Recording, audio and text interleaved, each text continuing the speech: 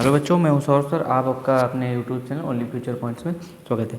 देखिए, आज मैं आपको बताने वाला हूं 3 चीज़ें जो कभी आप जीवन में भूलेंगे नहीं।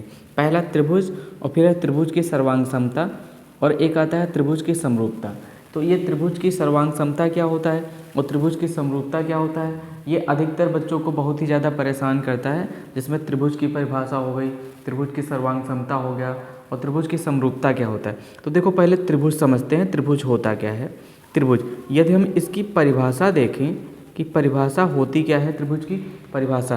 देखो, सबसे पहले एक चीज़ ये ध्यान दीजिएगा कि जैसे कोई भी त्रिभुज होता है, कोई भी त्रिभुज, देखो एक त्रिभुज में परिभाषा क्या है, एक त्रिभुज में कितने 3 भुजाओं वाला, 3 या 3 भुजाओं वाला कह सकते हैं। कितनी भुजाओं वाला? 3 भुजाओं वाला बहुभुज होता है। क्या है? बहुभुज। बहुभुज है, ध्यान रखना, बहुभुज है जिसमें क्या होता है बच्चों, जिसमें 3, ध्यान देना, 3 किनारे होते हैं। कितने किनारे होते हैं? 3 किनारे और 3 शीर्ष होते हैं। ये भी ध्यान रखना, 3 किनारे और 3 शीर्ष होते हैं। तो ये एक चीज़ ध्यान रखना, 3 किनारे और 3 शीर्ष होते हैं। कैसे समझोगे? जैसे मान लो हमने ये डायग्राम बना दिया। देखो, एक ये त्रिभुज बना दिया जिसमें 3 भुजाएं हैं। कितनी भुजाएं हैं? 3 भुजाएं। इसको ए मान लिया, और ये बी, और ये सी। तो ये ए बी सी एक त्रिभुज हो गया। अब इसमें ऊंचाइयाँ होती हैं, ध्यान देना। ये समकोण पर काटती है, लंब गिरी हुई बी सी जो भुजा है, ध्यान दीजिएगा, बी सी लंब गिरी हुई। और फिर ये H1 हो गई। इसी तरीके से ये जब लंब इस तरीके से गिरती है तो यहाँ पर समकोण, ये H2 हो जाएगी। फिर इस तरीके से ये जो भुजा गिरती है इधर समकोण, तो ये H3 हो जाएगी। तो H1 और H2 और H3 होता है। अब पहला पॉइंट इसमें ध्यान दीजिएगा, कितने शीर्ष होते हैं। इसमें किसी भी त्रिभुज में 3 भुजा होती हैं। कितनी भुजा होती हैं बच्चों? 3 भुजा होती हैं। और दूसरा पॉइंट क्या ध्यान देना, 3 शीर्ष होते हैं। कितने शीर्ष होते हैं? 3 शीर्ष होते हैं। तीसरा पॉइंट क्या ध्यान दोगे, 3 ऊंचाई होती हैं। ऊंचाई कितनी होती है इसमें? ऊंचाई होती है 3। और चौथा पॉइंट क्या ध्यान रखोगे, इसमें 3 कोण होते हैं। इसका मतलब ये होता है तीनों कोणों का योग 180 अंश होता है। तो ये चीज़ ध्यान दीजिएगा अच्छे से। अब ठीक है, तो ये त्रिभुज है। त्रिभुज में जिसमें 3 भुजा होती हैं, ध्यान देना, 3 भुजा, ठीक है, 3 शीर्ष होते हैं त्रिभुज में, और फिर 3 ऊंचाई होती हैं, और फिर 3 कोण होते हैं।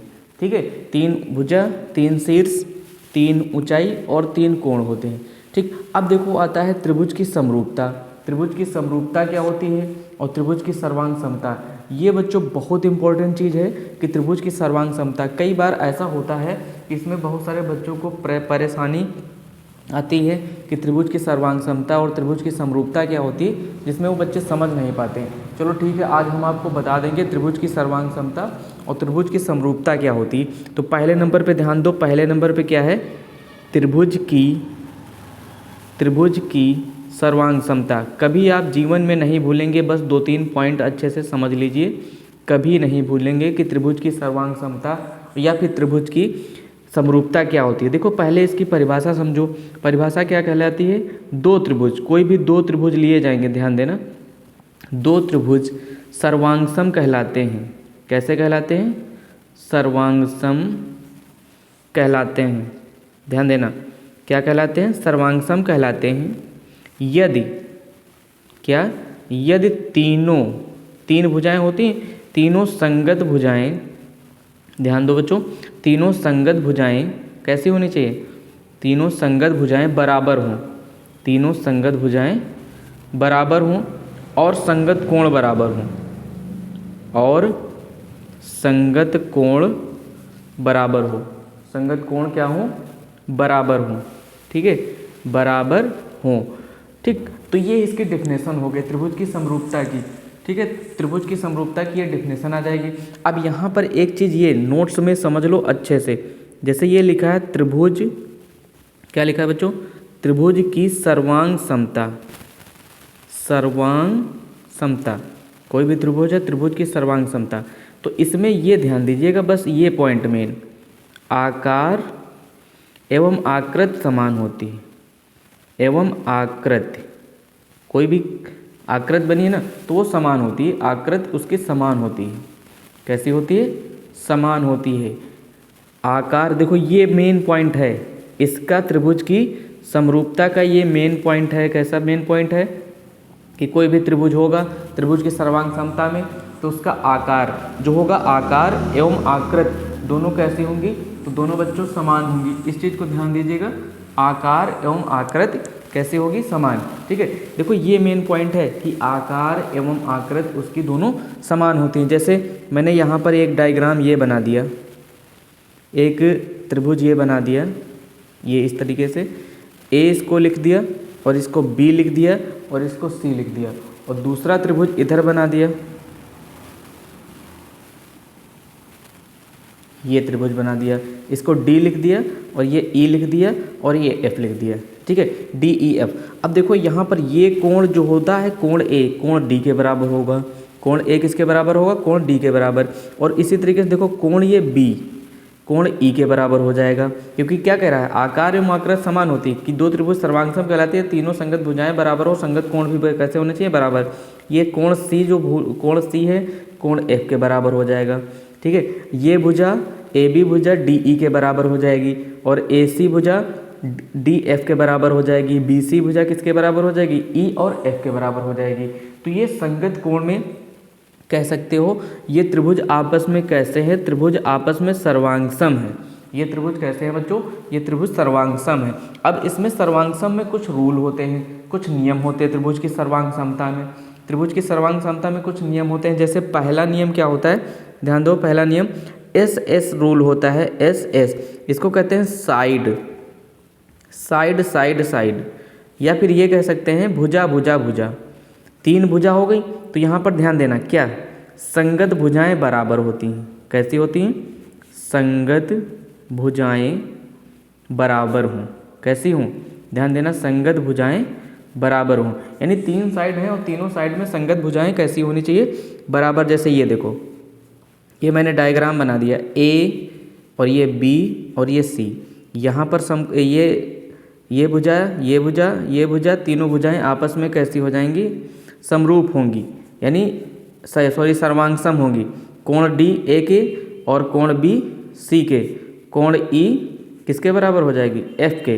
ठीक, ये भुजा इसके बराबर हो जाएगी, ये भुजा इसके बराबर हो जाएगी और ये भुजा इसके बराबर हो जाएगी। तो ये दोनों त्रिभुज कैसे हो जाएंगे, एस एस रूल के अकॉर्डिंग संगत भुजाएं उनकी बराबर हो जाएंगी। ठीक है, अब इसके बाद देखो सेकेंड रूल क्या आता है। सेकेंड रूल आता है इसका, जैसे एस एस आया था तो इसका मतलब तीनों साइड बराबर है। फिर आ गया जैसे एस ए एस, क्या लिखा हुआ है, S A S, second number पर। सेकेंड नंबर पर ध्यान दीजिएगा, सेकेंड नंबर पर जो आता है S A S. S A S का मतलब वो क्या होता है, देखो साइड, एस का मतलब होता है साइड और फिर एंगल, साइड एंगल साइड। तो इसका मतलब क्या हो गया, अब देखो एक चीज समझो, साइड इसमें कितनी हो गई, साइड हो गई दो, तो कितनी भुजा बराबर, दो भुजा। ध्यान दो बच्चों, दो भुजा और एक कोण बराबर, और एक कोण बराबर, ये मेन पॉइंट, एक कोण बराबर। दो भुजा या फिर क्या हो, एक कोण बराबर हो, या फिर दो भुजा या फिर एक कोण बराबर हो, तो भी समरूप होंगे। जैसे ये एक डायग्राम बना हुआ है, ए बी सी, ठीक है, ये कोण, दूसरा डायग्राम ये बना हुआ है, डी और ये ई हो जाएगा और ये एफ। ठीक, अब देखो ये कोण भी क्या कह रहा है, दो भुजा और एक कोण, ये कोण और ये कोण आपस में बराबर हो। ठीक है, दो कोण और ये कोण आपस में बराबर हो। ठीक, ये भुजा इसके बराबर है, तो यहाँ पर ये भी त्रिभुज कैसे हो जाएंगे, सर्वांगसम। ये एस ए एस रूल क्या कहलाता है, एस ए एस रूल क्या कहलाता है, दो भुजा और एक कोण बराबर हो। एस एस रूल क्या कहलाता है, संगत भुजाएं बराबर हो। ठीक है, तो देखो ये रूल आपको अच्छे से ध्यान रखना है। जब ये रूल अच्छे से याद रखोगे ना, तो कोई भी भुजा, कोई भी क्वेश्चंस आसानी से हो जाएगा, उसमें किसी प्रकार की कोई दिक्कत नहीं आएगी। अब देखिएगा तीसरे नंबर पे एक आता है, तीसरा रूल भी होता है। तीसरा रूल कौन सा होता है, तीसरा रूल देखो, तीसरा रूल ये कहता है A S a rule, A S A यानी एंगल और फिर साइड और फिर एंगल। यानी अब की बार देखो इसमें, अब की बार समझो, अब की बार एंगल कितने आ गए, एक एंगल दो एंगल, यानी दो कोण। जैसे देखो दो भुजा और एक कोण बराबर हुआ था, तो क्या हो जाएगा, दो कोण और एक भुजा बराबर हो। दो कोण और एक भुजा कैसी हो? बराबर हो। दो कोण और एक भुजा बराबर हो। अब इसका डायग्राम, ये देखो डायग्राम इसका बन गया। जैसे यहाँ पर A लिखा, फिर B और ये C, ये इक्वल हो जाएगा। अब दूसरे में क्या आ जाएगा? देखो दूसरे में ये D आ जाएगा, E आ जाएगा और F आ जाएगा। दो कोण, एक ये कोण, ठीक है, और एक ये कोण, ठीक, और दूसरा ये कोण और ये कोण आपस में बराबर हो जाएंगे।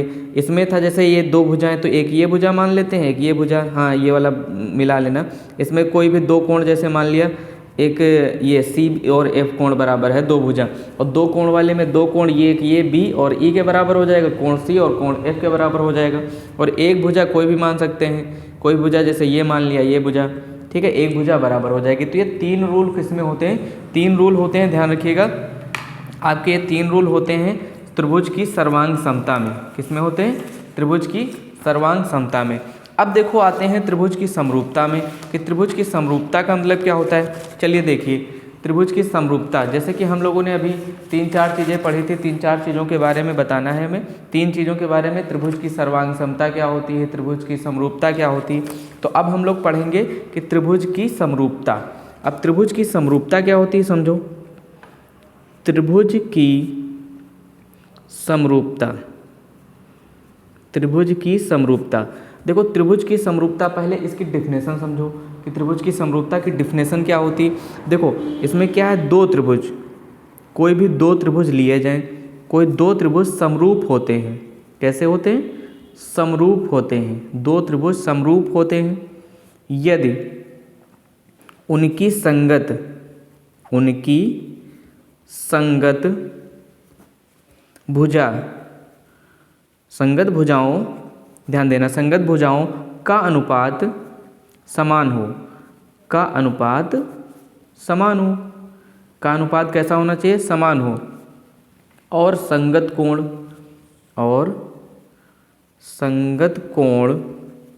समान हो।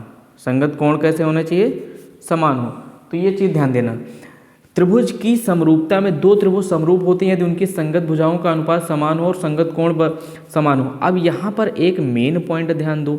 मेन पॉइंट क्या होता है? त्रिभुज की समरूपता। क्या लिखा है? त्रिभुज की समरूपता। त्रिभुज की समरूपता इक्वल टू आकार, देखो आकार भिन्न, आकार अलग अलग हो सकते हैं, आकृत समान होती है। आकृत कैसी होती है? समान। ठीक है, ये देखो मेन पॉइंट, ये है हमारा मेन पॉइंट इसके त्रिभुज की समरूपता का। देखो ये है त्रिभुज की समरूपता का मेन पॉइंट कि आकार भिन्न, आकृत समान हो। जैसे मैंने यहाँ पर एक ये वृत्त बनाया और एक दूसरा एक बड़ा वृत्त बना दिया, तो ये देखो जब दोनों वृत्त बने तो इसका आकार छोटा है और इसका आकार बड़ा है। जैसे मान लिया हमने कोई भी त्रिभुज बना दिया, त्रिभुज देखो इसमें 4 भुजा, इसकी 4, इसकी 4, और ये दूसरा त्रिभुज बना दिया, इसकी 2, इसकी 2 और इसकी 2। तो ये भुजा, ये दोनों त्रिभुज आपस में समरूप हैं। ये कैसे हैं? ये समरूप हैं, ध्यान देना, समरूप हैं। समरूप का मतलब क्या होता है कि आकार भिन्न, आकृत समान हो। अब देखिए पूरा एक बार समझ लीजिए, यहाँ पर त्रिभुज के बारे में बताया गया था। त्रिभुज, और त्रिभुज में डायग्राम 3 भुजा, 3 शीर्ष, 3 ऊंचाई और 3 कोण होते हैं। फिर इसके बाद बताया था त्रिभुज की सर्वांग समता। त्रिभुज की सर्वांग समता क्या होता है कि दो त्रिभुज सर्वांग सम कहलाते हैं, तीनों संगत भुजाएं बराबर हो, उनके संगत कोण बराबर। त्रिभुज की सर्वांग समता, इसमें आकृत एवं आकार एवं आकृत समान होती है। और इसमें देखो ध्यान देना, त्रिभुज की समरूपता में क्या होता है? Just opposite. क्या होता है बच्चों? जस्ट थोड़ा अलग। कैसे? ये समझो कि जैसे इसमें लिखा होता है आकार एवं आकृत समान होती है, और इसमें होता है आकार भिन्न, आकृत समान हो सकती है। ठीक है, उम्मीद है आप लोगों को ये समझ में आ गया होगा, और अच्छे से लाइक कर देंगे आप लोग, सब्सक्राइब कर देंगे, सब्सक्राइब भी कर देंगे। थैंक यू, मिलते हैं नेक्स्ट वीडियो में।